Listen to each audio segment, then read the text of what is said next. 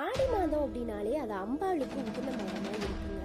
சாட்சாத் அந்த மகாலட்சுமிக்கு உரிய மாதம் அப்படின்னு கூட சொல்லலாம். அந்த மகாலட்சுமிக்கு உரிய ஆடி மாத தொடக்க நாள்ல வீட்டில் இருக்கும் மகாலட்சுமியின் கையால் இந்த 2 பொருட்களை புதுசா வாங்கும்போது வீட்டுல லட்சுமி கடாட்சம் நிறைவா தங்கும் அப்படின்னு சொல்றாங்க. ஆடி ஒன்றோடு சேர்த்து வளர்ப்புற ஏகாதசி திதியும் வருது. இந்த நாளில நம்மளுடைய வீட்டுல செல்வ கடாட்சம் அதிகரிக்க என்ன செய்யணும் அப்படின்னு கேட்டீங்கன்னா, அம்பாளுக்குரிய பொருளான சிவப்பு நிற கண்ணாடி வளையல், சிவப்பு நிற குங்குமம், இந்த 2 பொருட்களையும் புதுசா வாங்கிக்கணும். உங்களுக்கு எப்போது நேரம் கிடைக்குதோ கடைக்கு சென்று அதை வாங்கிக்கலாம். மாலையில கூட பூச்சேரியில விளக்கேற்றி இந்த 2 பொருட்களையும் மகாலட்சுமி தாயாருக்கு முன்பா வைத்து சின்னதா பூஜை செய்யணும். அன்றைய தினம் அம்பாளுக்கு தேங்காய் பால் சேர்த்த பாயாசம் நைவேத்தியம் வைப்பது ரொம்பவே சிறப்பான பலன்களை கொடுக்கும். முடிந்தா அந்த பாயாசத்தை செய்து வைத்து வாங்கிக்கணும். புது பொருட்களை அம்பாளுக்கு முன்பா வைத்து வழிபாட்டை நிறைவு செய்துக்கலாம். உங்களுக்கும் அம்மன் வழிபாடு பிடிக்கும் அப்படின்னா மறக்காம இந்த வீடியோக்கு